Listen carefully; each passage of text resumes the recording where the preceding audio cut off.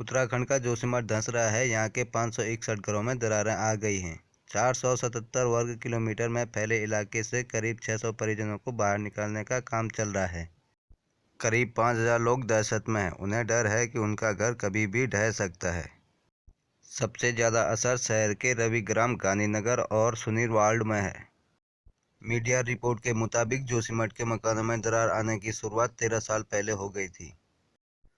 हालात काबू से बाहर निकले तो एनटीपीसी पावर प्रोजेक्ट और चार धाम ऑल वेदर रोड का काम रोकने के आदेश दे दिए गए। एक्सपर्ट का कहना है कि ब्लास्टिंग और शहर के नीचे सुरंग बनाने की वजह से पहाड़ धंस रहे हैं। अगर इसे तुरंत बंद नहीं किया गया तो शहर मलबे में बदल सकता है। हिमालय के इको सेंसिटिव जोन में मौजूद जोशीमठ बद्रीनाथ, हेमकुंड और फूलों की घाटी तक जाने का एंट्री पॉइंट माना जाता है। ऐसे में यह जानना जरूरी हो जाता है कि जोशीमठ की स्थिति क्यों इतनी संवेदनशील है। जोशीमठ की जियोलॉजिकल लोकेशन पर जारी रिपोर्ट में बताया गया है कि यह शहर इतना अस्थिर क्यों है। आइए जान लेते हैं सिलसिलेवार तरीके से।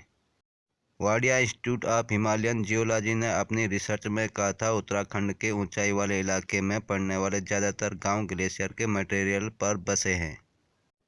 जहां आज बसाहट है वहां कभी ग्लेशियर थे।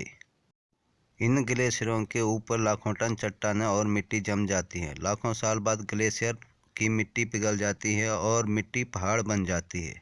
एससी मिश्रा कमेटी ने 1976 में गढ़वाल के तत्कालीन कमिश्नर एससी मिश्रा की अध्यक्षता में बनी कमेटी में कहा गया था कि जोशीमठ का इलाका प्राचीन भूस्खलन क्षेत्र में आता है। यह शहर पहाड़ से टूटकर आए बड़े टुकड़ों और मिट्टी के ढेर पर बसा है, जो बेहद अस्थिर है। कमेटी ने इस इलाके में ढलानों पर खुदाई या ब्लास्टिंग का कोई बड़ा पत्थर न हटाने की सिफारिश की थी। साथ ही कहा था कि जोशीमठ के 5 किलोमीटर के दायरे में किसी भी तरह का कंस्ट्रक्शन मटेरियल डंप न किया जाए। जोशीमठ हिमालयी इलाके में जिस ऊंचाई पर बसा है उसे पैराग्लेशियल जोन कहा जाता है। इसका मतलब है कि यहाँ कभी ग्लेशियर थे, लेकिन बाद में ग्लेशियर पिघल गए और उसका मलबा बाकी रह गया। इससे बने पहाड़ को मोरेन कहा जाता है। इसका मतलब है कि ऐसी जगह जहां जमीन स्थिर नहीं है और उसका संतुलन नहीं बन पाया है। एक वजह यह भी है कि जोशीमठ विंटर स्नो लाइन की ऊंचाई से भी ऊपर है। विंटर स्नो लाइन या शीत हिमरेखा वह सीमा होती है जहां तक सर्दियों में बर्फ रहती है। ऐसे में भी बर्फ के ऊपर मलबा जमा होते रहने पर वहां मोरेन बन जाता है। पहाड़ों की पथरीली ढलानें खाली और बिना पेड़ के रह गई। जोशीमठ करीब 6000 फीट की ऊंचाई पर बसा है, लेकिन बसाहट बढ़ने से फॉरेस्ट कवर 8000 फीट तक पीछे खिसक गया है। पेड़ों की कमी से कटाव और लैंडस्लाइड बढ़ी है। इस दौरान खिसकने वाले बड़े पत्थरों को रोकने के लिए जंगल बचे ही नहीं हैं। वाडिया इंस्टीट्यूट ने अपनी रिपोर्ट में पाया था कि मोरेन पहाड़ एक तय वक्त के बाद खिसकना तय होता है। हालांकि अंधाधुंध ब्लास्ट और बेहिसाब कंस्ट्रक्शन ने इसकी रफ्तार में इजाफा कर दिया। वहीं इसके वैज्ञानिकों ने कहा था कि जोशीमठ शहर के नीचे एक तरफ धौलीगंगा है और दूसरी तरफ अलकनंदा नदी है। दोनों नदियों की वजह से पहाड़ के टकराव ने भी पहाड़ को कमजोर कर दिया है। एनटीपीसी के हाइडल प्रोजेक्ट की 16 किलोमीटर लंबी सुरंग जोशीमठ के नीचे से गुजर रही है। यह सुरंग मलबा धुस जाने के बाद बंद है। वैज्ञानिकों का कहना है कि सुरंग में गैस बनने पर इससे बना दबाव मिट्टी को अस्थिर कर रही है। इस वजह से जमीन धंस रही है।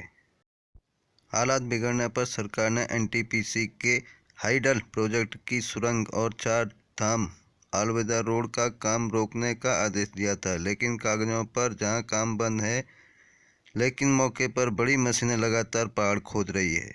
भूगर्भ वैज्ञानिकों का कहना है कि जोशीमठ अलकनंदा नदी की ओर खिसक रही है और इसकी जद में सेना की ब्रिगेड, गढ़वाल स्काउट्स और भारत तिब्बत सीमा पुलिस की बटालियन भी है।